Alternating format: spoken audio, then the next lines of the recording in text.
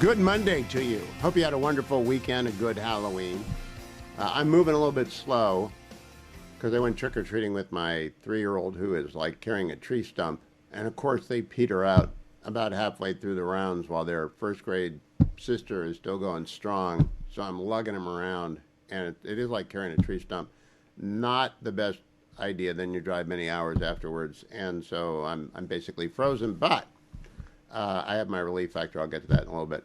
This is the octave of All Souls, and I always do this once a year, every year, to remind the Catholics in the audience or to explain to the non-Catholics. So whether you're a Protestant, Jew, Muslim, none of the above, atheist, don't like Catholics, whatever, so you understand what Catholics are doing. We believe, Catholics, in purgatory. So most Protestants believe that upon death you go into immediate spiritual repose in the presence of God, or into, I don't know, some other kind of state, but you're not suffering. Church believes in church militant as people who are in the church on earth, and church suffering are people in purgatory, and church triumphant are people who are in the presence of God. So the people who are in the church suffering have died, but they haven't yet gotten to heaven. They're being purified. Now, we don't know what that means. I don't know what that means. I learned it as a child. I believe it. But unlike most Protestants, I think probably all Protestants, certainly Jews, Catholics pray for the dead with the expectation that their prayers are of availing help to the dead. So in the octave of November, on those days in which you attend Mass, receive communion, and assuming you've gone to confession before, during, or immediately after the octave, and you visit a cemetery, it's a plenary or partial indulgence for the soul of the one you are praying for. Plenary indulgence, get out of jail free card, immediately go into presence of God for eternity. It's a good deal. And you can deal out one of these cards a day, earn one of these indulgences. Now you hear indulgence and you think, oh gosh, that's what got Martin Luther upset. Yes, but they were selling indulgences. Now they give them away. There's work to be done. You have to receive communion, one per day. You can only get a plenary indulgence for one of the departed every day, November 1 through 8. And you have to visit a cemetery, and you have to pray for the intentions of the Pope, and you have to say, eternal rest grant unto them, O Lord, may perpetual light shine upon them, may they rest in peace. Amen. And keep someone specifically in mind, but it never goes to waste. You can always add, and if they're already there, then B, C, D, E, F, G, H, or for the least remembered soul in purgatory. Good discipline, good spiritual discipline. And I'm not a very good Catholic, but I'm a pretty good Catholic, so I try and do that at least a few times, November 1 through 8. And it's a good thing to do. And it keeps you in mind of the 4 last things: death, judgment, heaven, and hell, which is basic Baltimore Catechism, Catholicism from the time I was, could read, and got confirmed in 3rd grade, and First Communion and Holy Confession in 2nd grade. So it's a long time for me. It's good practice. Add on to that. But it does require getting to church, and it does require getting to a cemetery. Now, I am blessed I can walk to both of those things. But when you've thrown out your back because you carried a tree stump, that's a little bit difficult.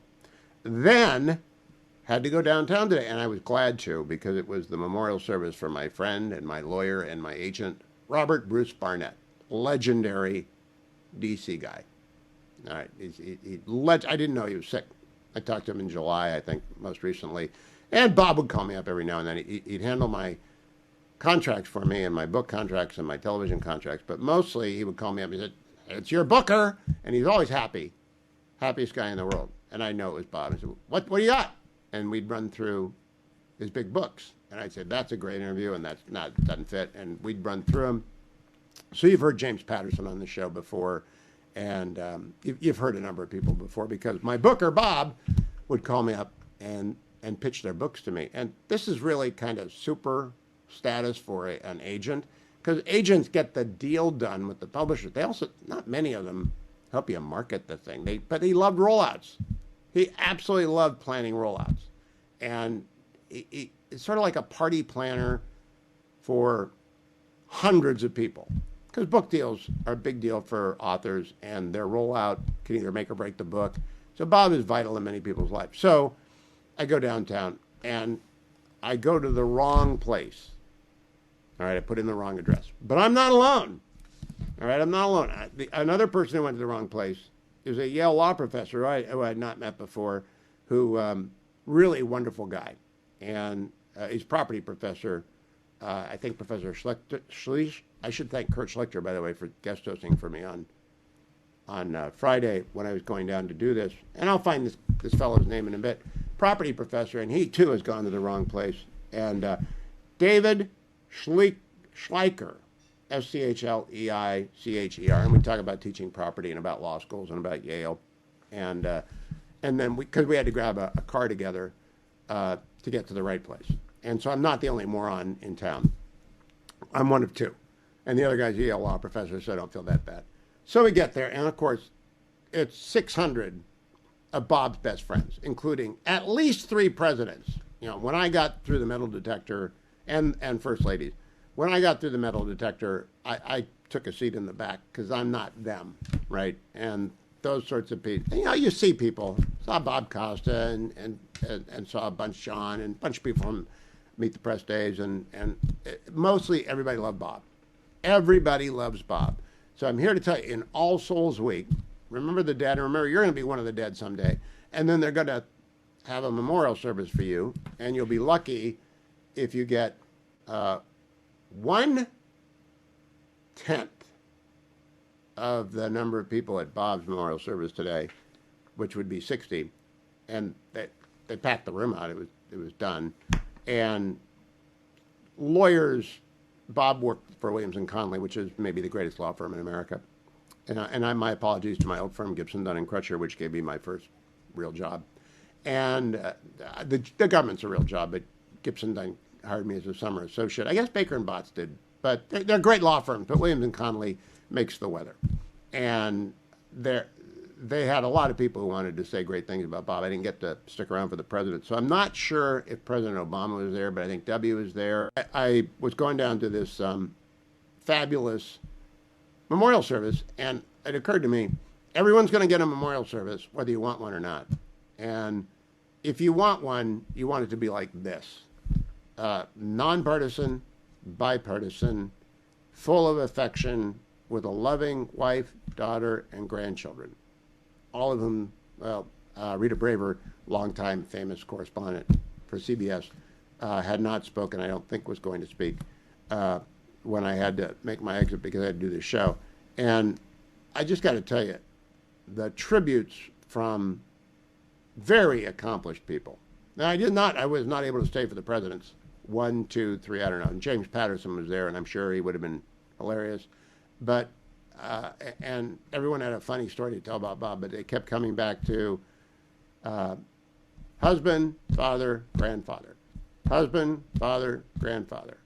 And they did a reel, and my hat is off to whoever created this. And by the way, his assistants, who are fabulous. You're always, people judge you by your assistant, they're fabulous. We know that our nukes work. And you always say to yourself, well, we can do simulations on the computer. Well, they did a lot of simulations of Obamacare before they rolled it out on the computer. They did a lot of simulations of it. Didn't work. And I was reminded by John Podhoretz last Friday or Thursday on the commentary podcast that, or maybe it was Matt Continetti, Orca. Mitt Romney had this fabulous design, custom design, get out the vote software in 2012 that was going to work like a perfect, absolute, the best, great get out the vote software ever developed. It failed by 7 a.m., maybe 8 a.m., but it was done. And so they didn't get out the vote. And Governor Romney lost in critical states by handfuls of votes that might have been different had he been able to get the vote to get out. And so what I want to is that, of course, you want to test. You want to test and test and test and test again. Let's go back to that and day, twice on Saturdays, you pick the bad Democrat over the communist. And so Cuomo's a bad. Can we play that again? That is just vintage Donald Trump. He's going to pick the bad Democrat. Look, if you're a Republican, vote for Cuomo. If you're an independent, vote for Cuomo. It's not over. There's some interesting polling out there. There's a big, heavy, early turnout. In Virginia, I've already voted in Virginia, voted for Winsome Earl Sears and Jason Miyares, and I hope you will as well. I hope you will get out, and John Reed, and I hope you will get out and vote in New Jersey for Jack Ciattarelli. All of you folks, you really need to change. You got to stop the property taxes from going up. So remember, I'll be talking in elections all day tomorrow, but in the meantime, let me remind you about, I think what we've got going on in my studio is a denial of service. I think that's what we've got going on.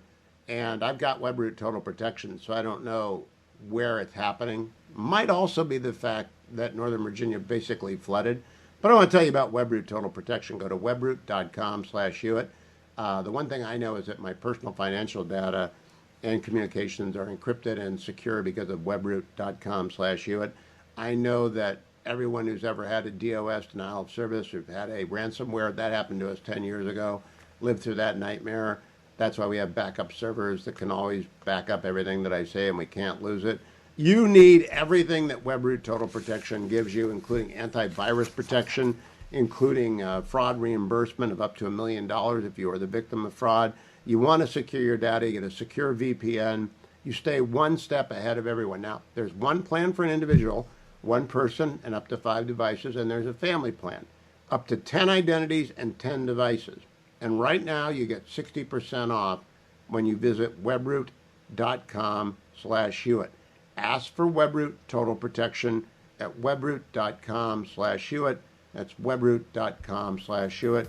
And go get protected today, because I think we got a DOS going on here. But we'll work through it. We don't worry about nasty Iranian bots or Russian bots or Chinese bots. We don't care. We push on. What we think is a DOS may be over. That's techno speak for denial of service. That means bad actors screwing around with the web. Could also be something external to my studio. My studio is fine, and we've got all the data to prove it. But the fact is, you did not hear my relief factor, my wonderful read for relief factor. So I'm going to remind you again. I took it once already on the air. All right, I took my relief factor in the first time. I'm going to take it a second time because I can barely move. Because as I told you, and you may or may not have heard, I was out trick-or-treating with the 3-year-old on Friday night. My son-in-law is deployed, and so I'm the fill-in dad with the flashlight. And 3-year-olds are great until they're not. All right, so really in the swing of thing, he wasn't Spidey. Apparently there are now there's a Spider-Verse that has within it Ghost Spider and Spin. So I had both Ghost Spider and Spin. And Ghost Spider was full of energy and went until 9:30 and collapsed. But Spin made it to about 7:30, and then he had to be carried, and unfortunately a long way. And then Spin absolutely needed to be put to bed, and that meant upstairs. And you know what? My old back is pretty good most of the days, but it wasn't good enough for that. So I am doubling down on the relief factor because that actually does the trick. And call 1-800, the number 4, and the word relief, 1-800-4-RELIEF, or go to their website, relieffactor.com. I want to go back to President Trump and his 60 Minutes interview talking about Iran now. Cut number 4. That is amazing. I'm not surprised that they practiced it for 22 years. I'm surprised that we didn't take the shot before then. Of course, Israel had taken out all of Iran's air defenses before we sent the B-2s in. So hats off to Israel for doing that during the 12-day war. But then someone has to say, this time it's not pretend. Run that route and obliterate all of the nuclear facilities, and they're gone. He went on to get a jab in at 60 Minutes. Cut number 5. Second time he was running, he was doing very poorly, had a bad debate, and they replaced him in the middle of the election. This could only happen to me. They replaced him with somebody. The press got behind her. Oh, they were so behind her. But eventually she failed because she couldn't speak. She wasn't a very intelligent person, in my opinion, but she couldn't speak properly. She could not speak. And actually 60 Minutes paid me a lot of money. And you don't have to put this on because I don't want to embarrass you, and I'm sure you're not. I think you have a great new leader, frankly, because the young woman that's leading your whole enterprise is a great, from what I know, I don't know her, but I hear she's a great person. But 60 Minutes was forced to pay me a lot of money because they took... To President Trump for the non-shot out of Barry Weiss. He didn't name check her, but she is the new head of CBS News, and she is fabulous. She's not, by the way, she's not a conservative. She's maybe a libertarian independent. I'm not sure. I've only talked to Barry on the air once, and I don't really know her politics. I want to make sure that you get besthotgrill.com before I get blanked out by our DOS fund. Besthotgrill.com is invulnerable to denial of service. Besthotgrill.com is the best grill made in America, and here's what I'll be telling you between now and Christmas. The very best Christmas present or holiday present, if that's what you call it, for your best clients, family, and friends is the hibachi, the small one. If you go over to besthotgrill.com, you'll see their range. Now, if you want to get the big one for yourself, try it before you buy it. All right, Best Hot Grill has that. But if you look at the little one right there, or maybe the second littlest one, maybe the third one, there are 6 or 7 choices there.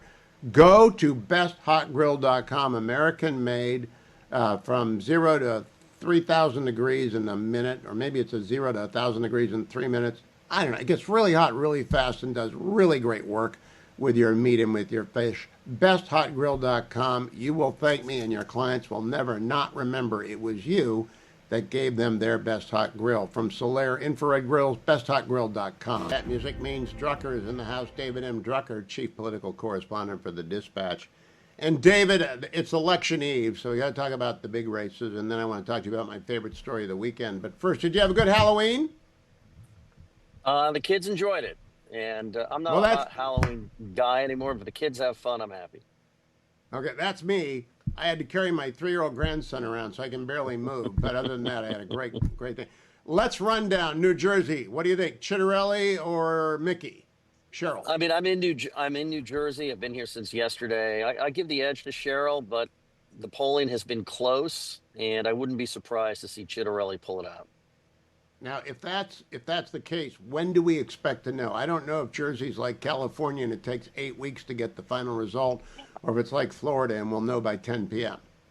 No, I think we'll know by 10 p.m. I mean, we don't normally have an issue of getting the results in New Jersey for these off-year elections. So I think we'll know in short order.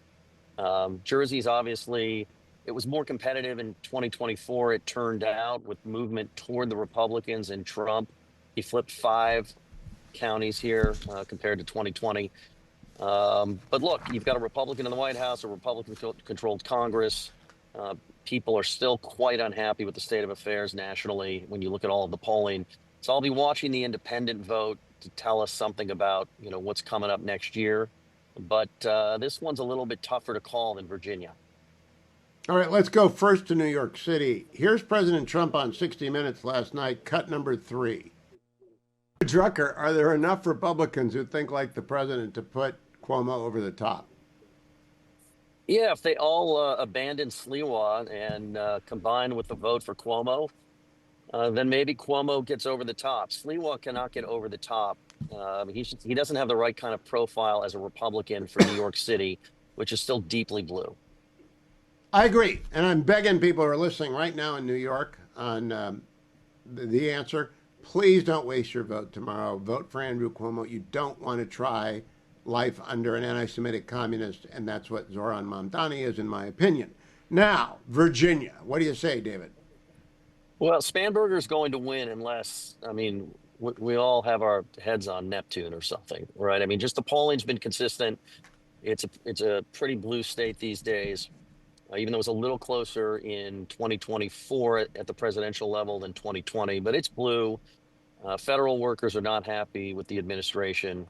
And so she will win. I mean, the question is, can she win by enough to carry Jay Jones across the finish line in that attorney general's race that he really has no business being in after those text messages were scooped and reported by Audrey Fallberg at National Review.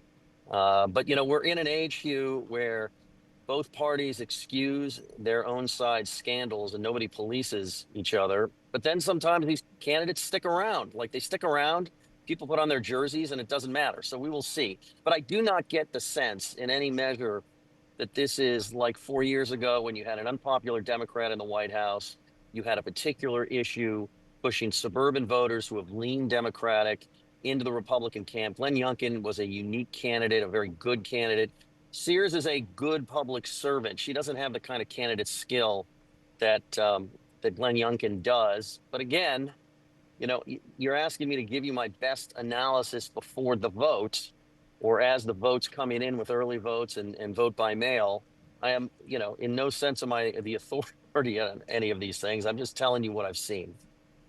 Now, I've seen the polling as well, and they've had big misses before. There could be a big miss. This would be a big miss if Winsome Earl Sears, for whom I voted, actually comes out on top. It would be a bit. But I have to think there are not a few Democrats who are going in and voting for Jason Miyares, the Republican, because they don't want Jay Jones. That man's got a problem, and they don't want it. Mamdani is a socialist, he's a communist, he's an anti-Semite, all these different opinions I hold, but he didn't wish death on someone. Democrats really don't need Jay Jones, do they?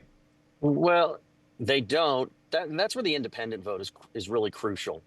Because independents, especially when the parties are so divided, can really sway races one way or the other. I mean, when you look at all of the midterm election victories for both parties over the past 20 years, it's always because the independents picked the winner. And when you look at 2022, Hugh, and I still remember that election night, when you and I were kind of dumbfounded that Republicans couldn't get that one net seat to win the Senate majority, it's because Democrats ended up winning independents by 2 points, despite Biden's horrible numbers, despite high inflation and rising crime. And so that's, why I'm putting so much onus on the independent vote. Well, that's smart. Now I want to switch to my favorite story of the weekend as I sat doing nothing because I couldn't move. In the Wall Street Journal yesterday, Palantir thinks college might be a waste, so it's hiring high school grads. Tech company offers 22 teens a chance to skip college for its fellowship, which includes a 4-week seminar on Western civilization.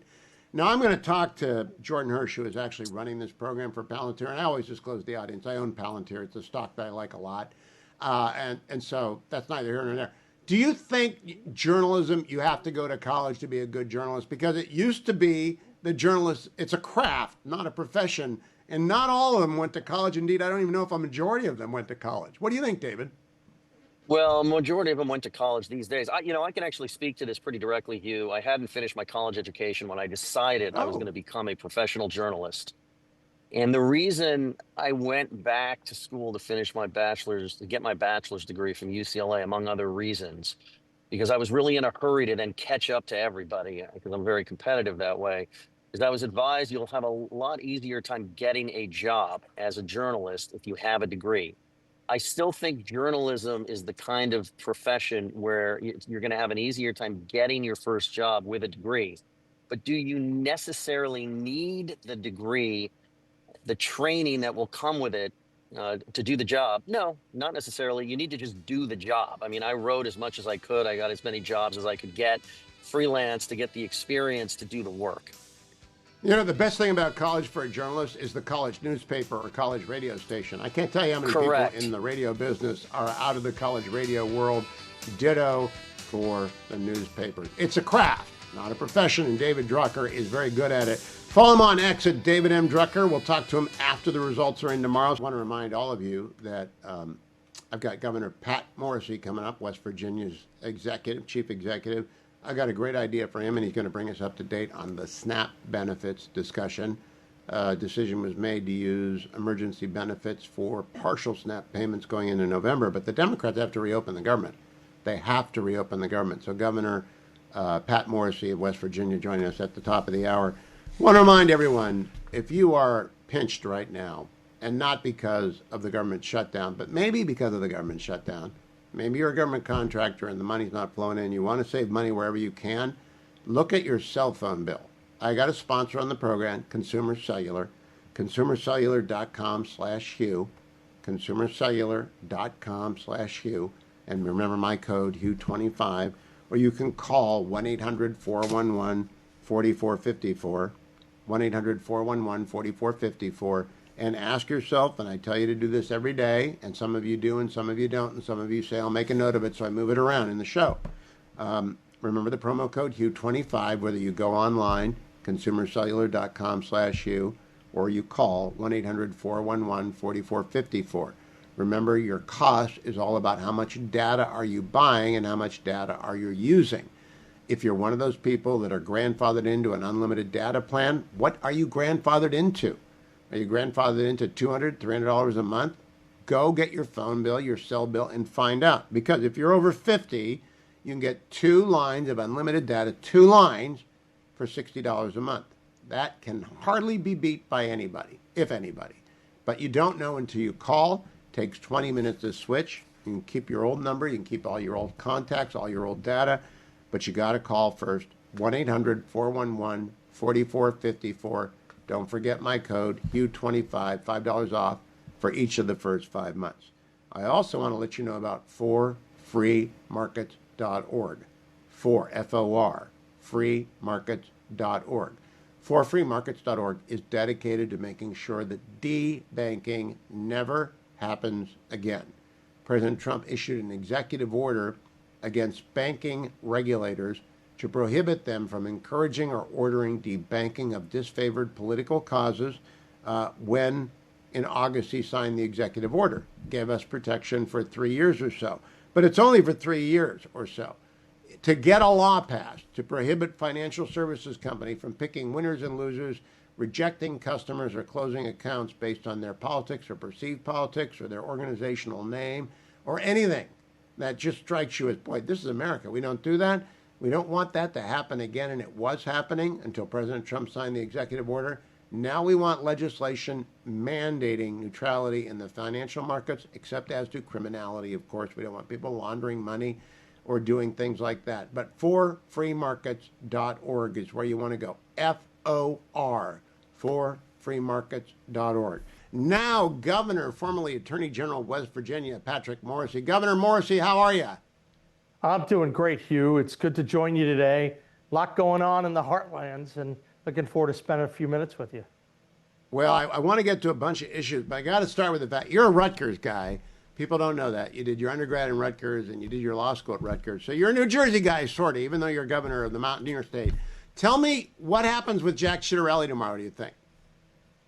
Listen, I think a lot has to do with turnout in both Virginia and New Jersey, that if the Republicans come out really strong on Election Day, they can pull this thing off. But I will tell you, what's been happening has been so despicable on the other side. I think a major reason why we're still in shutdown mode is because Chuck Schumer is trying to get his base lit up. He's trying to get them out to vote. And even though we all know that this is the Schumer shutdown, the fact is that he's trying to leverage that into higher turnout for New Jersey and Virginia. I just think we need to make sure that people see through that nonsense and that people know if they come out, they'll be supportive of Winsome, they'll be supportive of Ciattarelli, and then we have a real shot of winning. But you know, it's all about the turnout, so people need to make sure you get everyone out to vote. Now, I'm a Virginian. I've already voted for Lieutenant Governor Winsome Earl-Sears and for Jason Miyares. I know what I see, and I see a very close race in Virginia, and you're right about that. But I just don't know New Jersey from donuts, and it's such a Democratic machine. Nevertheless, sometimes Republicans win up there. Chris Christie, Christine Todd Whitman. I mean, It's not impossible to win there. Look, I think there's a real opportunity for Jack to win. He's a strong candidate. I think he's running a very aggressive race. And so I think he's doing the things he needs to do. Like, once again, the key piece is getting everyone out and making sure people know that all the shutdown and all the negativity, they're just trying to drive their base out. I mean, the other side is nuts. I mean, the things they're trying to do, that they would reject a clean CR to open up the government, but they're trying to depress Republican turnout and lift themselves up. That's where it becomes extra important for Jack and the Republicans up there to turn every last vote out. And once again, same in Virginia. But I think Jack's a good candidate, and he's given it a real run for his money. Back in 21, he nearly got it despite being thoroughly outspent. And I think that this is going to be a long night. Yeah, I also got to say, Winsome Earl-Sears is a great candidate. It's just going to be a long night as well. Now, Governor, talk to me about SNAP in your state, because if people want the real facts, SNAP does impact states like West Virginia significantly. What is the real situation about SNAP benefits in West Virginia now? Absolutely. So as many people know, with the government shutdown, and once again, Chuck Schumer has been reprehensible what he's done. Unfortunately, what that means is that the SNAP benefits stopped flowing November 1st. In West Virginia, we have over 270,000 people on SNAP. And so we are trying to make sure that when the federal government fiddles, that West Virginia steps up and solves problems. That's what strong governors have to do. That's what states have to do when Washington's not doing its job. So once we knew that the SNAP benefits were not going to be flowing, we've stepped up and we've put state-based money to get out to the food banks and to the food pantries. I've activated the Guard, over 200 people facilitating the management and distribution of a lot of the food and the material out to people, because we want to make sure that no one goes hungry, right? That's the basics of what we're trying to do. So we put money in place, we have the Guard in place, but then we did something else, which I think is really important. Look, the state can't just spend and take over federal programs forever. We're helping out, we're stepping up, but we're asking citizens to step up and to contribute, to make a difference, and we're getting great response. I know we've raised many hundreds of thousands of dollars over the last few days. It's positive. A lot of the media, they're doing PSAs to let people know that you could donate. You can donate $10, you can donate $100, you can donate whatever you want, and that matters a lot. Every time you get $1.5 million, that's basically worth about a day of the food that's needed to replace SNAP. But I'll go back to what I said at the beginning. This is the Schumer shutdown, and Chuck Schumer can end all of this if he just comes and says, we're going to pass a clean CR. I think you're going to see activity in terms of reopening the government toward the end of the week, because I think Schumer will realize that the elections are done. People are going to come to the table, but it's a shame that he's putting people's lives at risk. Now, Governor Morrissey, a lot of federal employees, people don't know this, but West Virginia is actually pretty close to D.C., and you can get to the Beltway. In fact, Salem's, one of our head of operations, drives every day in from West Virginia. It's not that bad of a drive. So my question is, do the federal employees who live and work in West Virginia blame President Trump, or do they blame Chuck Schumer? Because they ought to be blaming Schumer. Look, I think a lot of people know that this is Chuck Schumer. It should be on his lap. And the way he's acted, as I said, has been terrible. But I know that they realize that they've got a Republican governor, they've got a Republican president, and people in West Virginia have great respect for President Trump. And we were actually pleased early on to work with the Trump administration because, Hugh, we ended up keeping the national parks open. We had state step up and pay for keeping Harper's Ferry open and the New River Gorge open. And those are very popular parks, and it was during a critical tourism time. So we've been working closely with them. I think people know the Trump administration, that they're trying to do the right thing, and that these guys on the other side are being absolutely ridiculous.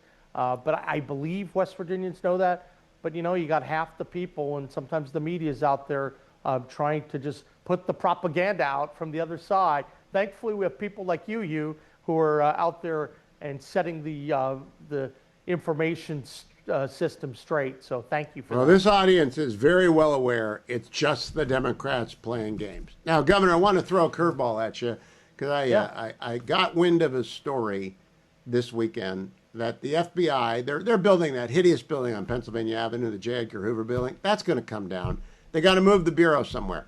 I got wind that they are going to move it to the Ronald Reagan Center for International Trade on Pennsylvania Avenue, which is about the dumbest thing I've ever heard because it was not built for that purpose. It's not secure. It's not at all designed for the Bureau. So I started kicking around with people. Why don't we put the Bureau in West Virginia? It's close. I mean, you could put the head of the Bureau and the deputies and the senior C-suite people at Maine Justice. But could you absorb a federal agency in West Virginia the size of the Bureau headquarters? Well, we would welcome any of the Trump administration initiatives to move people, these agencies out to the heartlands. And certainly we already have thousands of FBI employees out in Clarksburg. So this would be a natural fit. I mean, it would be really easy for us to do, and I'd be eager to make it happen. So Hugh, if you want to use this portion of your show to start pitching FBI moving to West Virginia, I'm all in for it. I think that President Trump knows that he has a lot of support in our state. We're going to treat people well, and we show great respect for the rule of law, and that's what you look at when you have an environment for the FBI. So I'm a big advocate of getting some of these agencies out into the field across the country, because then you see how real Americans live, And that's very good for these agencies to better understand when they're regulating or they're enforcing laws, they're working with real live people. I know the Trump administration gets that. Obviously, prior administration didn't. But yeah, that would be an incredible thing for West Virginia, and we'd love to see it happen. Well, the thing I was talking about as I began investigating this story is that they really need a campus. They need, like Langley is for the CIA and Fort Meade is for the NSA. They really need a lot of acreage if they're going to be secure in the age of threat. And the only place you're going to find that kind of land for a reasonable price is if you go an extra half hour and go to West Virginia. But the quality of life is terrific in your state, is it not? Look, I think West Virginia is the best place for people to live, work, and Well, play. hey, Governor, let's not get over our skis. There's Ohio. So let's just say number listen, two. I know you're a big Ohio guy, and I will tell you, we're competing with them in the backyard brawl. We wish them well every time they're not competing against West Virginia. But I will say this, we're on our comeback story. The things we're trying to do, cutting the red tape, more aggressive than any state in the country, the activity to try to lure data centers and create meaningful capital investment into our state, the work we're doing to drive people getting to migrate to our state and increase our workforce participation, there are going to be fundamental changes, and we're instituting them now. That's the difference that we're making. I'm excited about it. But look, there's a lot of cleanup work because I came in here, you're ranked 48th, 49th in some of these rankings.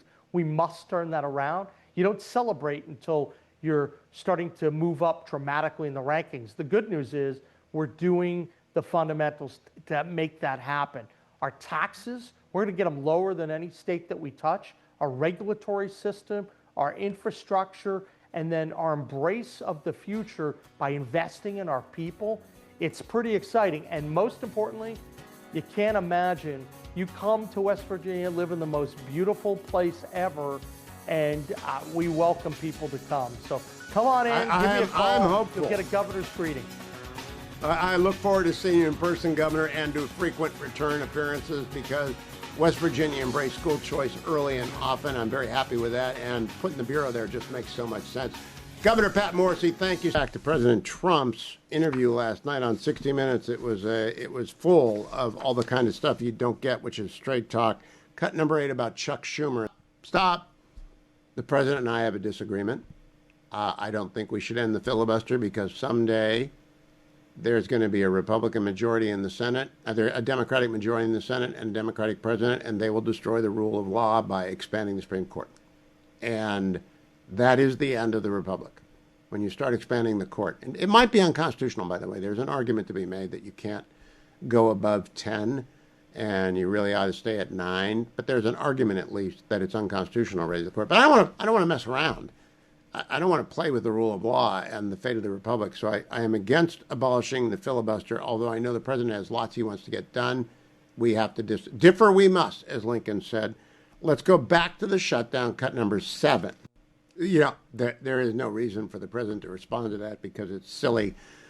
They were temporary subsidies for COVID. Democrats extended them. Democrats wrote the law. Democrats sunsetted it now. They should not be extended.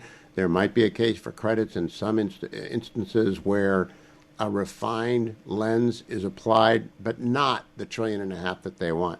Want to get to a few other things he said last night. Number one, Norah O'Donnell appropriately asked him, were you involved in the DOJ indictments of various political opponents of the president? Cut number 6. Please don't waste your vote on Curtis. Get out there and vote for Cuomo, New York City. You cannot afford an anti-Semitic communist as your mayor. Welcome back, America. I'm Hugh Hewitt. That sound you hear is my opening up my Trader Joe's sparkling water because I got to take my second relief factor of the day. Because if you heard the opening of the show, we had a DOS going on there, but that's over. And I took my relief factor in the first segment of the show because I'm not moving so great as a result of trick-or-treating on Friday night with a 3-year-old who is built like a tree stump and basically gave up the game at the furthest point removed from the house. And the furthest you could get away from relief and downstairs when he's upstairs. And Dad's deployed, so I'm this fill-in. So I'm slinging him like a sack of potatoes, and he's just not good for my back. So I got my relief factor out, and I recommend it to all of you. doubling down for a few days. Icarian curcumin with resveratrol omega. Check it right now. Second time today. Now, I only do that when I've done something dumb. I was moving the studio earlier this year. This is the third time this year that this has gone out. And not a good day to go out, not a good week. It is All Souls Octave. So Catholics who have beloved friends or who are really, really disciplined Catholics make it to daily Mass, receive communion, visit a cemetery, and do the work of All Souls, the Octave of All Souls. If you're not Catholic, it's gibberish to you, but it's a real deal. And I trust the Church's teaching on this, and therefore I do my best. But it's a walk, a bit of a hike, and normally something I would breeze through. But after carrying Tree Stump Teddy, that's a T-Rex Teddy I call him. Now I'm going to just call him Tree Stump Teddy. Genghis Kate was gay. Genghis Kate was she was going at 10 o'clock at night. She was still going as far as you could. But Teddy turned into a tree stump, and so I had to uproot the tree stump and carry it upstairs. And I'm paying the price, but that's fine. Well worth paying. As I said at the beginning of the show, if you're just tuning in, I was honored to go to the memorial service today for Robert Bruce Barnett, my friend, my lawyer, my agent, and a wonderful human being. And husband, father, grandfather, 600 people. They could have doubled it. Bob was friends with everybody he ever represented. He represented everybody. And, I mean, can't remember when you got 3 presidents at a funeral for other than a president. And bipartisan land, left, right, center, media land, everybody loved Bob Barnett and his wonderful wife, Rita. And the tributes were fabulous. And the people you meet are all fabulous. And I said this in the first segment of the show, you look ahead, everyone's going to have a memorial service or a funeral. Some won't be attended, right? You'll fall off a cliff or something, and then people have a memorial service for you. Catholics don't do a lot at the funeral mass. The Irish Irish wake set aside, but non-denominational memorial services are all of a piece, and this was fabulous. His daughter, eloquent, moving, appropriate. His grandkids, fabulous. His partners, his clients. I had to leave because I had to do the show before any of the presidents spoke, and I don't know if all 3 of them spoke. But I got to see the movie that was made of Bob's life. I got to hear his friends talk about it. It was fabulous. So, but it's been a busy day, and you want to be memorialized that way, and that's because he did as much as he could for as many as he could for as long as he could. The best part, his daughter said to this big 600 people, "If you got help by my dad, raise your hand." Everybody's hand went up because Bob was a helper. Help people out. Do as much as you can for as many as you can for as long as you can. And that's what happens at the end. Greatly missed, never forgotten. I do want to tell you about my friends at American Exploration and Production Council, though. Didn't see any of them in the room. American Exploration and Production Council, axpc.org, is responsible for banding together and promoting the interests of increasing natural gas and oil production and transportation in the United States so we pay less for gas. And it is that simple. We want to pay less to heat our homes. We want to pay less to drive our cars. We want to produce oil in the United States. Doug Burgum made a great comment over the weekend, which I'll play for you in the next segment, unrelated to this. I already had it on the cut sheet. But I want you to visit axpc.org. You might want to even subscribe for their Longer Laterals podcast, because it's about American energy production. And we have got to have permitting reform. We have to. We have to keep up with all the other producers in the world, and we have to take care of Americans and drive down the cost of living the way President Trump is doing by producing more oil and more gas, the way Secretary of the Interior Doug Burgum is doing, and axpc.org is advocating for in Congress. Get on board with that, axpc.org. Get permit reform done in this Congress. Joined now by Vic Mattis, culture and arts editor at the Washington Free Beacon. I think the weekend editor as well, co-host of the Getting Hammered podcast, which will come back someday, resurrected on a duo weekly basis. Any update on that, Vic? We're still working on that, Hugh. It is, once again, I think most people's favorite quarterly podcasts. If you look at the Yeah. rankings for quarterly podcasts, I think we're number one. I had a contractor buddy. I still have a contractor buddy, Bud the contractor. He's someone that came to contracting. There were three variables: price, quality, and timeliness. Pick two. So I think your Getting Hammered podcast is the same way. Okay, Vic, I'm going to put you in the hot seat. I went to a memorial service today for my friend and my lawyer and my agent, Bob Barnett. Fabulous. And you and I saw each other, I think, most recently in person at Terry Eastland's memorial service. What do you want for a memorial? I mean, it couldn't get better than Bob's. There were 3 presidents and 596 other fabulous DC types at the. What do you want? I just want the good old-fashioned Catholic Mass done and done. Yeah, 2 things, as you know, for Catholic masses, we tend to confuse eulogies and homilies. You need to really save the eulogies for the wake, which of course Catholics are fond of doing, and then the funeral is a funeral mass, and you hope to God that the priest presiding over your funeral is somebody who knew you well, and so he doesn't have to read, we're all going to miss, and then he looks down at his notes, Vic. So that's the most you hope for, is you want it to be personal. And perhaps if you knew ahead of time, you can provide the musical selections yourself, Hugh. Okay, now I'm going to put you on the spot, but not put you on the spot. We Catholics believe in purgatory, and we also believe in the octave of all souls. And you can spring someone from purgatory if you get them a plenary indulgence, which is you got to go to receive Holy Communion, got to go to confession within a period of time. You got to visit the cemetery. Do you ever do that? All those things? No, I don't think I've done it in that order. Do I pray for the souls of purgatory? Yes, absolutely. You have to receive communion on the day that you visit the cemetery, and you have to pray for the intentions of the Pope. But you get someone out of purgatory. Yeah, you got that going for good. you. I hope somebody does that for me if I'm lucky enough to get into purgatory. Well, I was going to put you on the spot. I was going to get you're younger than I am by a lot. So when I go to my reward, I want a commitment from you and every Catholic in this audience to do that, because I don't want to hang around purgatory. Sure. I'll promise you, if you haven't been beatified by then, I'll promise to put in a prayer for you, and I'll do all those things. No, do the work. Just I want everyone on board. Now, Vic, I want to put you in the real hot seat. I wrote my column about this. I'll talk to Bethany Mandel. I don't think Kevin Roberts is an anti-Semite. I don't think Tucker Carlson is an anti-Semite. I know Nick Fuentes is an anti-Semite. So I think Tucker made a bad call. I think Kevin did better with Ben Domenech. But what do you make of this kerfuffle? Because I really don't think Tucker's an anti-Semite. Well, I'm not going to wade too deeply into the Tucker thing, other than to say, I know Tucker. He, many years ago, blurbed my book. There's not a lot of things that he's doing right now that I agree with, and I find it very troublesome. And certainly, his take I agree with that. from I agree with that. Winston Churchill is real. He doesn't like Ted Cruz. He has very strong feelings, and I strongly disagree with Tucker on all those things.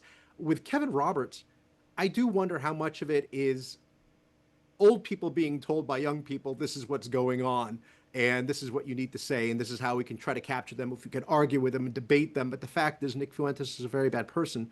So I think it was a mistake for him to do it. I think he obviously realized that when perhaps, other than his advisors at Heritage, perhaps donors were also telling him, what are you doing? And I want none of this to be happening, because if somebody says something in praise of Stalin or Hitler, as Nick Fuentes has done, you can't just sit there. You need to speak out about it.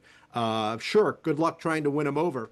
But the fact is, those are very bad things that he had to say. And obviously, in a racial marriage, I take that extremely personally. It's really offensive. Now, Nick Fuentes is the real deal. He is an anti-Semite, and he has proclaimed himself as an anti-Semite and a racist and a white supremacist. He owns that. So I'm willing to give him what he wants. But unless someone actually tells me, I'm just not going to judge someone, because that's mortal sin. That's actually the worst thing you can do, is to hate a group of people. And I don't like Tucker's production choices. They're not my production choices. But I'm still not going to nail him on that with that description, unless and until he says, oh, yeah, that's me. And he hasn't. And as for Kevin, I've only had lunch with him once. I've only talked to him like a half dozen times. There's no indication at all that Heritage is anti-Semitic. Zero, zip, none, nada, right?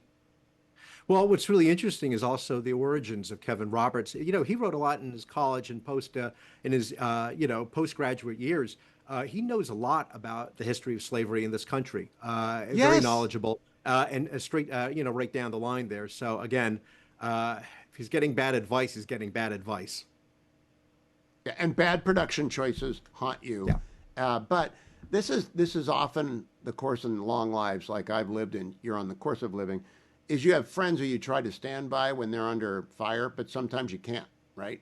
Yeah. And that's that Kevin, I think that's my diagnosis. Kevin Roberts was standing up for a friend, and maybe it wasn't the time to stand up for a friend. Let me go to what Trump said in 60 Minutes last night. I want to play for you the clip because I may keep you an extra segment here. Cut number 3. Vic Mattis, I love that. Do you agree with him? Yeah, it's a very practical choice, and yes, I do agree with him. And I just saw Elon Musk also had tweeted out, "You got to vote for Cuomo because, at this point, if you're voting for Sliwa, he's not going to win." But I think, as your partner in crime, Dwayne Patterson, just pointed out, he's pulling about 17% right now, Curtis Sliwa, in a race that has really tightened up as people are beginning to have second thoughts on the eve of the election about whether or not they want a 34-year-old self-proclaimed socialist to be running one of the biggest cities in the world with, as you mentioned, something like 300,000 government workers. They should be thinking very carefully about that before they pull that lever. And he is actually an anti-Semitic communist. And that's my opinion. But when he says, when the New York City police put your boot on your neck, the laces have been tied up by the IDF, that's that's close enough for me.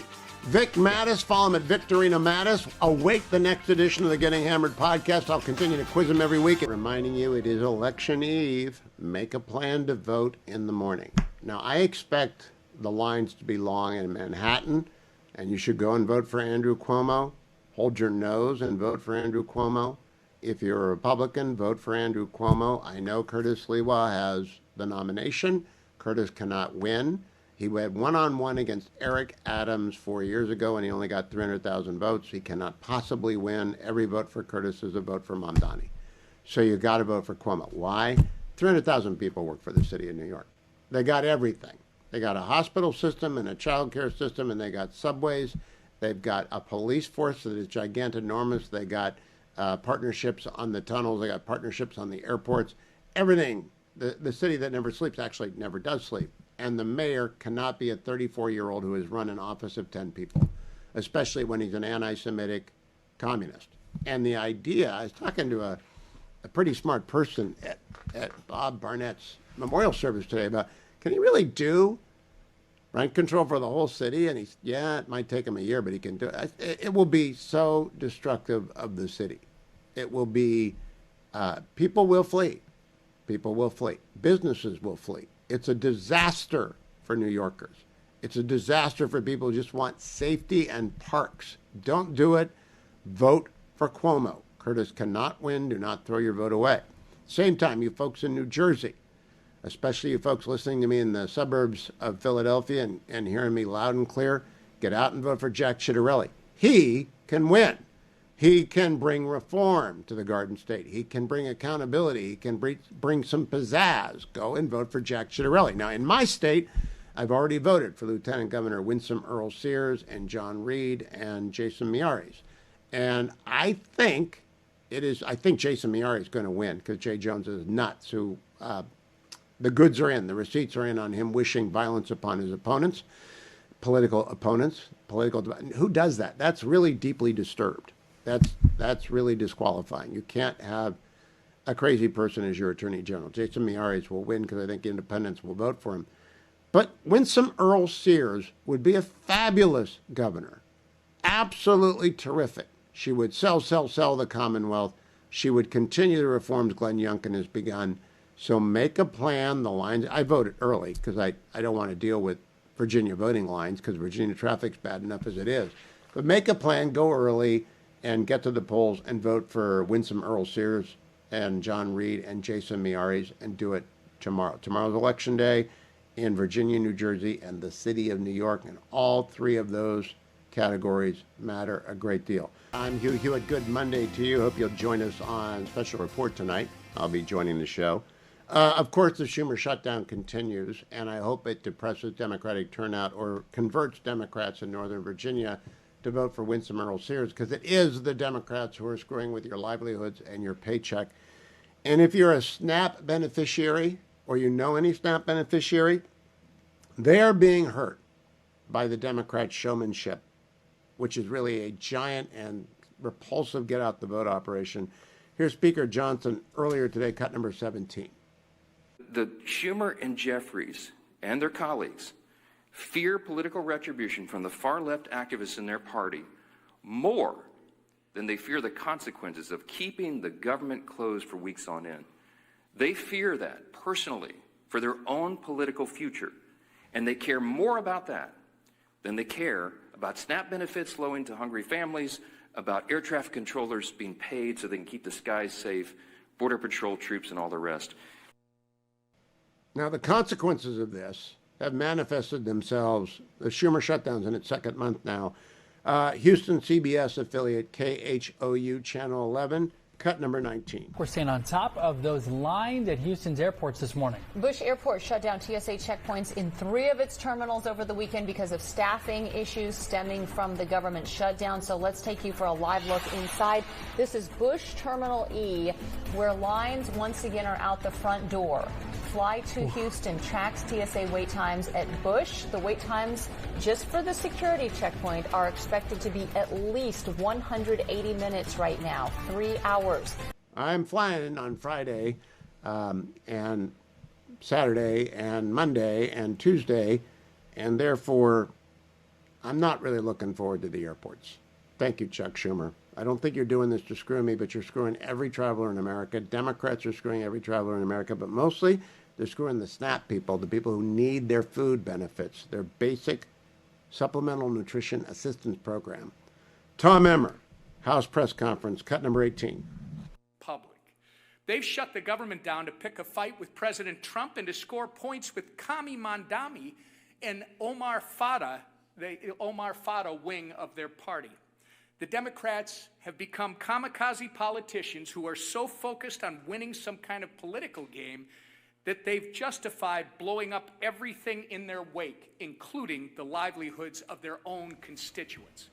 Democrat Senator John Fetterman said it best on CNN yesterday, quote, "We are hurting the very people that we fight for, and now we're getting nothing for them if we continue to keep our government shut down." Quote, "This is wrong," he went on to say, and he's exactly right. You may not know who Omar Fata is. Tom Emmer is a congressman from Minnesota. Omar Fata is the way left candidate for mayor in Minneapolis. He's not getting the ink he deserves for being way left, because Comrade Mamdani is running in New York tomorrow. Don't vote for Curtis Sliwa, Republicans listening to me. Vote for Andrew Cuomo. You really cannot have your city go bankrupt and dysfunctional with Mamdani. Get out and vote for Andrew Cuomo. Never thought I heard me say that, but I did. All right, let me give you some good news. Doug Burgum on Fox Business, cut number 21. Conversations are going great in this part of the world, in the Middle East, with President Trump, with his amazing historic visit here in May.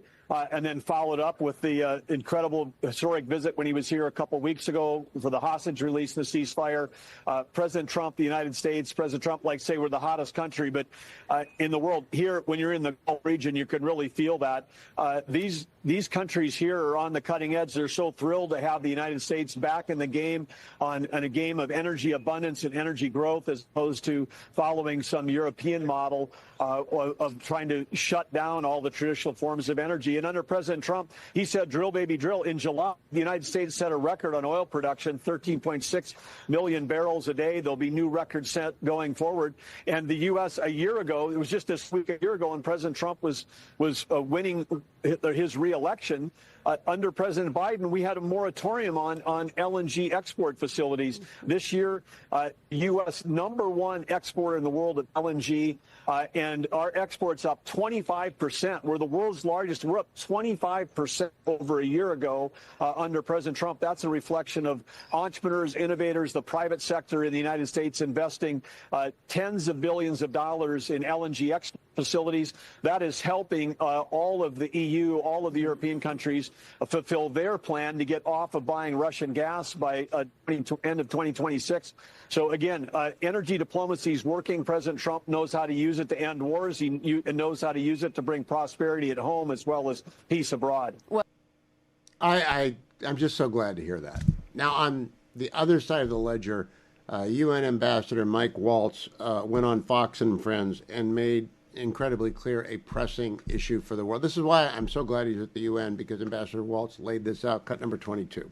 78 countries, 330 million Christians being persecuted around the world. It is the most persecuted religion across the Middle East and Africa and elsewhere. And to your point, relative silence from the international community. It is in the UN Charter as a basic human right. It's one of the things that Nicki Minaj is going to come over, and we're going to have her talk to the UN, talk to our experts, and actually hear from some of these pastors and others that have been so horribly persecuted. And I really welcome her engagement and her spot. I'm so glad Ambassador Waltz got that job. Gene Kirkpatrick, Daniel Patrick Moynihan, Michael Waltz, they're all going to end up doing stuff like this. You go on Fox and Friends in the morning, you make the case for the persecuted church around the world and draw attention to it. That's what our UN ambassador can do every day. Bravo, Ambassador Waltz. Let me do a sponsored part here. And I only accept sponsors I believe in, and I believe in conservatives for lower health care costs. And I believe that you ought to go to their website, pharmawindfall.com. Part of the reason we have a government shutdown is that Chuck Schumer and his buddies want to deliver yet another bag of gold to Big Pharma and to big insurance in the form of $1.5 trillion we do not have and cannot spend. And we will not do it, and we won't spend it. And you will add your name to that effort when you visit pharmawindfall.com. They got a windfall with Obamacare. They got a windfall with COVID. And that was okay, actually, because Operation Warp Speed, we needed the vaccine, we got the vaccine.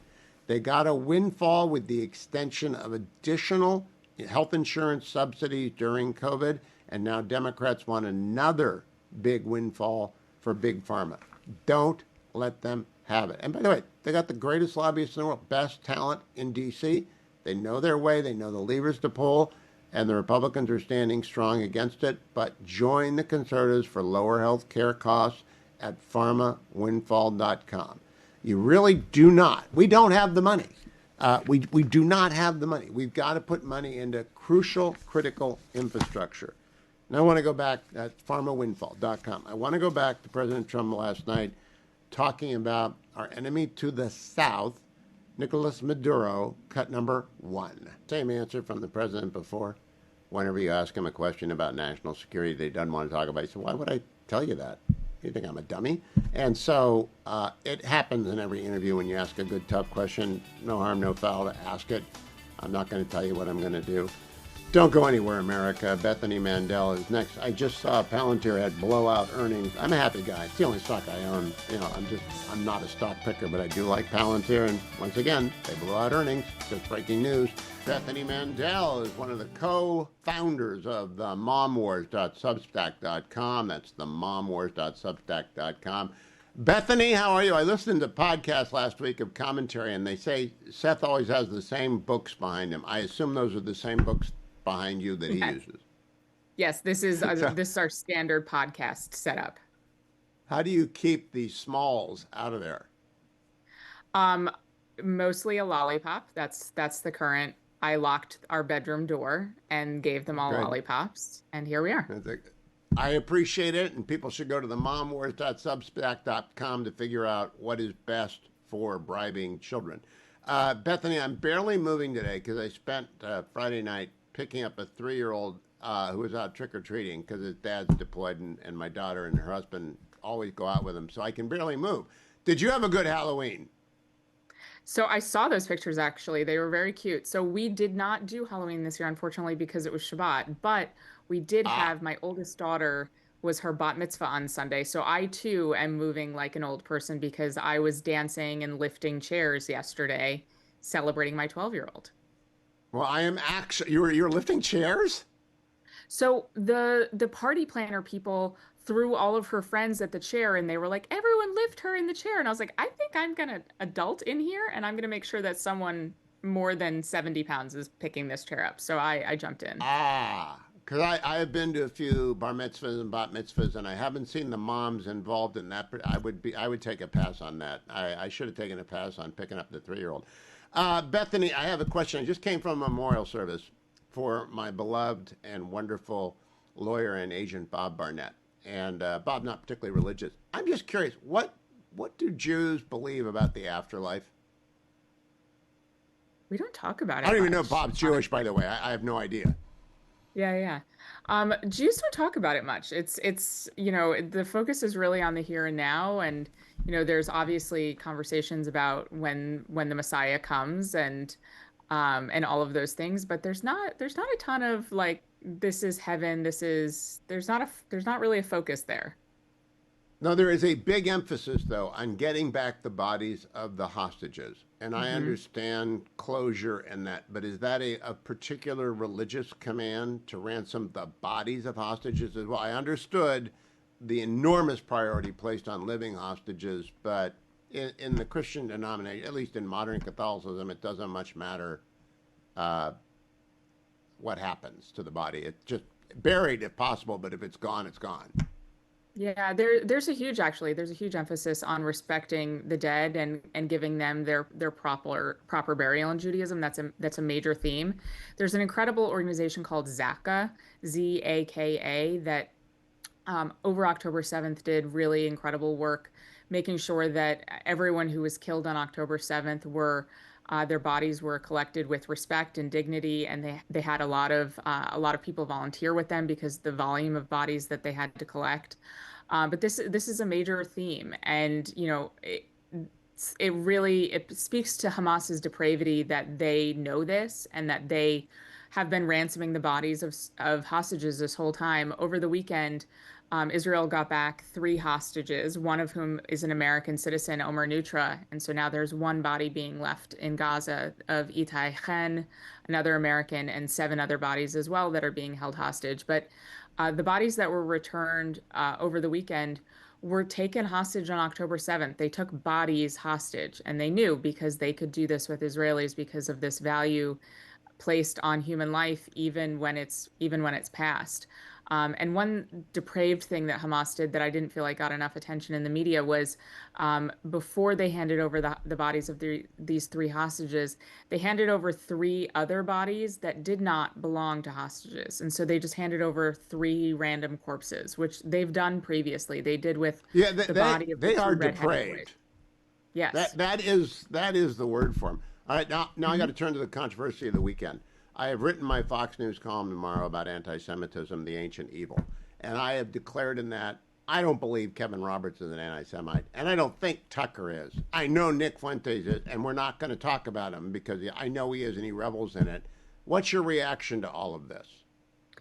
I don't think that Kevin is an anti-Semite. I was extremely disappointed with his decision to stand by Tucker, who appears to be on that path. I think he's already an anti-Semite. Ben Shapiro posted an incredible takedown today of everything that Tucker has ever said. I haven't and when seen pieced that. together, when pieced together, it's really disturbing. And he holds water for dictators. I mean, it doesn't just stop at anti-Semitism. I think that Tucker is a real nefarious force in our political discourse. And I think that Kevin was influenced by that nefariousness. But Tucker has been flirting with this stuff for a long, long time. And I would call him an anti-Semite. Oh, you see, in the Catholic tradition, you don't judge people ever unless they give you unless they want to be judged, right? If they plead guilty, like some of the most notorious anti-Semites of all time. So I give him the benefit of the doubt by that, even though I don't agree with his production choices. But I was wondering, you don't. No, I don't. I mean, I think when you put head to head his interview with Nick Fuentes and Ted Cruz, I mean, he not only chose to platform Nick Fuentes, but he chose to give him a softball interview that he did not lend to the senator from Texas. But when you take everything all together, that Ben Shapiro clip was really solid. It was a 40-minute mashup basically of Tucker clips and Nick Fuentes clips, and it's damning.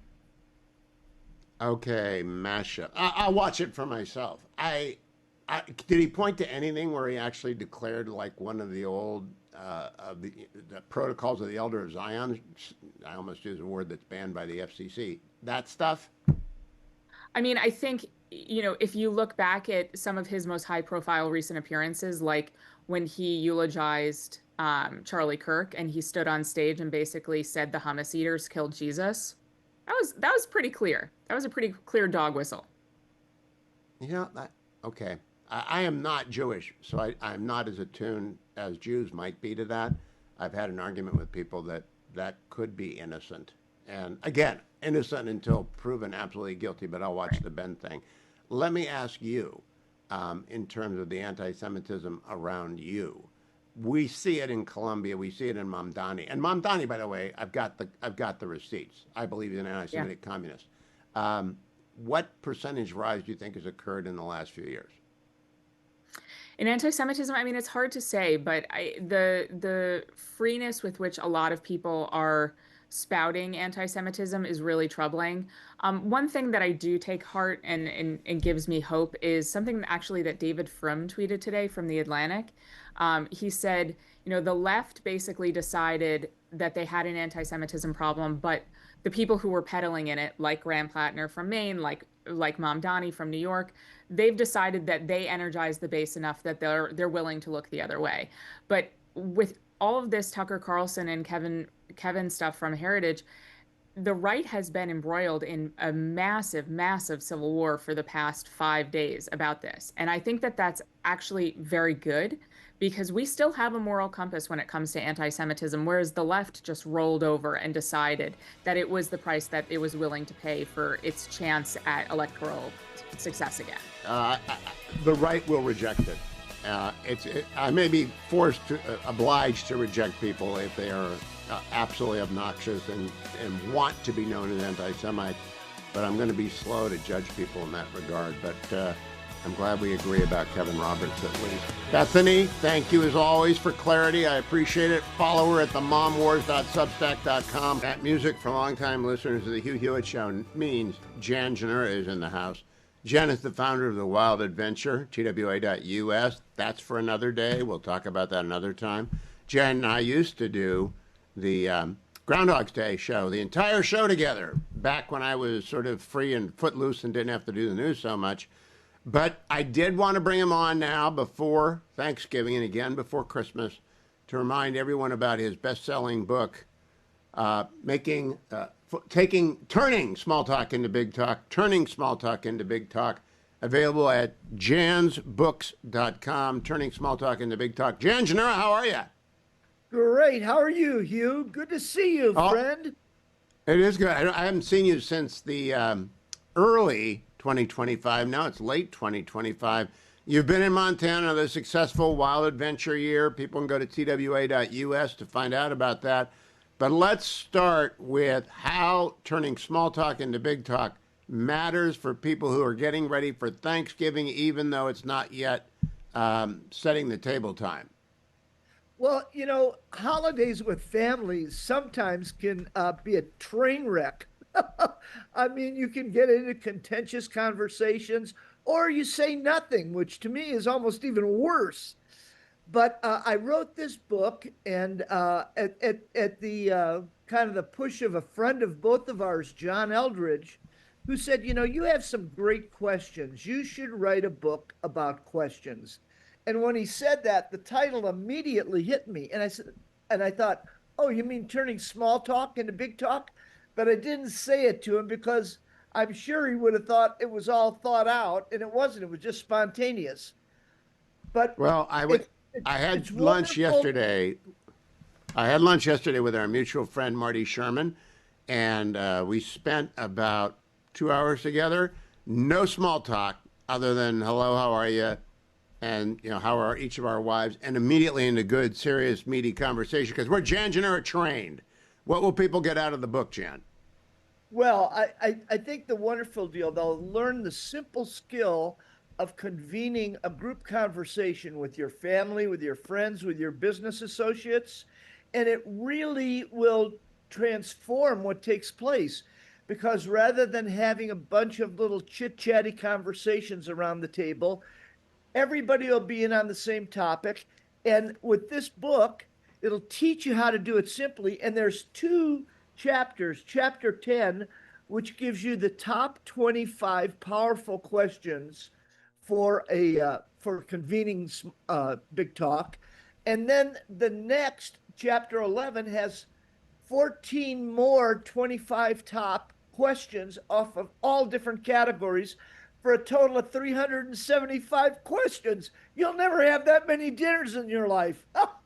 And they are not going to set off political fireworks. They are not going to set off. Bring everybody together. And I know, I did for years before I did the book, I would have our friends over. We do this. They do it with their families. Their family said, oh, we love that. Let's do more of them. And trust me, it's a simple skill to learn, but a really powerful skill that will bring any group you have together, especially your family, which is one of the hardest groups to bring together. I'm pretty sure that people are already worried about Thanksgiving because of what happened last year, which was an election year, and it might not have gone well. This is a way through the minefield, and more importantly, it's a way to a productive conversation. And I am amazed by how well it did. It came out. I thought it would do well. It made every list. It's an Amazon pick. It's, you name it. Publisher's Weekly bestseller, which is really hard to do because that means the libraries like it. Were you surprised by how well it did? I wasn't after I reread your foreword to it a couple days ago. That was so kind of you. You gave it a great push that way. People trust you. And they've gone ahead, and we've had a lot of great reactions from people who have trusted you to use it and said how much they've appreciated the skill that it taught them. Now, we got 30 seconds, Jan. Give them an example of one question of the 375 that they'll find in turning small talk into big talk. Okay, I'll give you right from the 25 strong opening table questions. I'll give you the first couple of top ones. Here we go. Number 1, what's your favorite topic to talk about and why? Oh. What was one of the most important days of your life? Number 2. Number 3, what was one of the most surprising days of your life? And these are questions anybody can step into, but it brings everybody into the same conversation.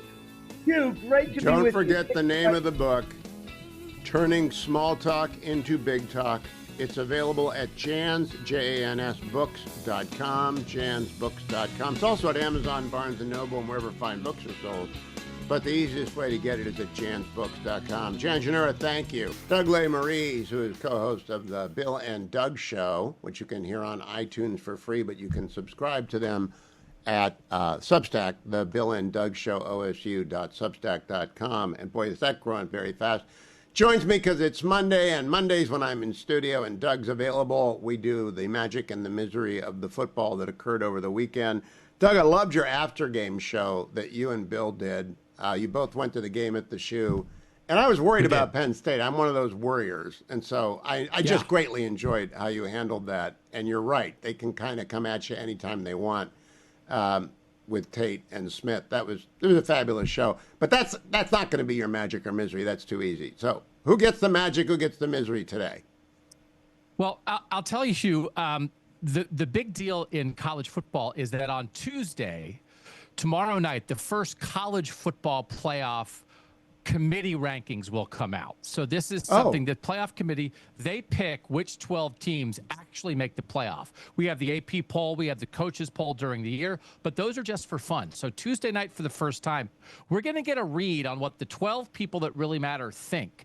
And so I do think the magic's a little bit with Ohio State and Indiana, because it will be interesting to see. Ohio State's been the #1 team all year, Hugh, since beating Texas, the preseason #1. But Indiana has a really good resume, and it doesn't really matter. It's just for discussion, because we're on track for an Indiana-Ohio State Big Ten championship game. But, like, it's kind of magical to think, like, hey, is our team going to be #1 in the first rankings that really matter? And Ohio State and Indiana both have a case to be #1 on Tuesday night. Doug, remind me if they changed it. Are they going to seed and reseed this time? In other words, last year when the playoffs happened, they seeded at the beginning and then they just ran on as opposed to reseeding. Yeah. Did they change that? So the thing that changed, Hugh, is that last year, the 4 top seeds who got buys, who got first round, they didn't have to play, were the 4 conference champs. So it was if you won your conference, you got that. They got rid of that. So the top 4 teams this year in the 12-team playoff will just be the 4 best teams. So it could be 2 from the Big Ten. It could be 2 from the SEC, that kind of thing. So last year it got a little bit screwy because it wasn't just the rankings. It was you qualified certain ways. There's still a lot of moving parts here, Hugh. People think, will this playoff expand to 16 teams? Could expand to 20 or 24 down the line. For the moment, it's still at 12, but there was a small change from last year. You know, you're right about Indiana. I sat next to an IU grad watching my grandson play baseball this weekend, and they're all puffed up. And I made a typical Ohio State Michigan fan remark, being dismissive of them, but they didn't take it. They're very puffed up. We got to be careful about jousting with them because they're very happy. And you think about the idea, Hugh, that the Big Ten championship game is in Indianapolis, at Lucas Oil Field, the dome there. The idea that it could be Indiana as a home state team taking on Ohio State 3 hours away from Indianapolis. Ohio State's kind of made Indy a home away from home. That showdown, if we get it on the first weekend in December, it will be, I think, potentially as exciting of a Big Ten championship game as we've had in a long time. And it's not going to be it'll be a 4-game run again, or 5 games. It's Michigan, then the Big Ten championship for Ohio State, because I'm assuming we'll be in it, and then 3 after that. So there's a 5-game run there. And I've never been to Indianapolis. I do not know what that stadium like. Is it loud? Oh, lovely. Yeah, I mean, it's cavernous, it's big, right? But it's a really good facility. It's a really good place for football. They've had a million things. They've had the Final Four there. They had the U.S. Olympic swim trials there. They had Super Bowls there. The combines there. So it's a really good place for football. And Ohio State hasn't been in the Big Ten championship game since 2020 because they keep losing to Michigan, and Michigan keeps getting to the Big Ten championship game instead. So this would be a step for Ohio State to get there. And Indiana, man, like nobody would have thought it, but the Hoosiers are as good as anybody right now. Now, if someone's coming late to this, you got to go back 2 in the Bill and Doug show to hear the Penn State conversation about would Penn State be as taken for granted if we had not taken them for granted. But that's another subject. Yeah. Any other magic besides IU? No real magic, but I got some misery here for you. You ready for some misery? There's a lot of misery. Can I give you a little misery? So there are 16 teams in the SEC, right? The historic SEC that had dominated college football for 25 years. There are 16 teams in it now. 9 of those 16 teams are currently ranked in the top 25 of the AP poll, and 4 of them have fired their coach this year. Auburn was the latest. They fired Hugh Freeze after a loss on Saturday. Auburn joins Arkansas, Florida, and LSU in firing their coach. Hugh, that's a quarter of your league that has fired its coach in the middle of the season. The SEC has passionate fans. They have very high standards, but it's practically like the whole league is either in the top 25 or you fired your guy. Only 3 teams of the 16 don't fit one of those 2 categories. And one of those teams is South Carolina, and they didn't fire their head coach, but they did fire their offensive coordinator. So there is this. I think the SEC's got to get some stuff figured out, Hugh, because it's hard to live in a world where the moment that you're maybe not quite as happy as you want to be, your coach is out the door. So there's 4 SEC teams that are kind of in disarray. And now Penn State has fired its coach. Virginia Tech has fired its coach. UCLA has fired its coach. There are a lot of coach openings, Hugh. And people are starting to wonder, are there going to be enough good candidates for all these jobs? But you look at Auburn, what Auburn means to college football, that should be a great job. But are there going to be enough guys and to go LSU, around? Dan Lanning, who is the coach of Oregon, about whom I have learned through your podcast, his phone must be lit up, or his agent's phone must be lit up around the clock, right? But Uncle Phil can write whatever check needs to be written.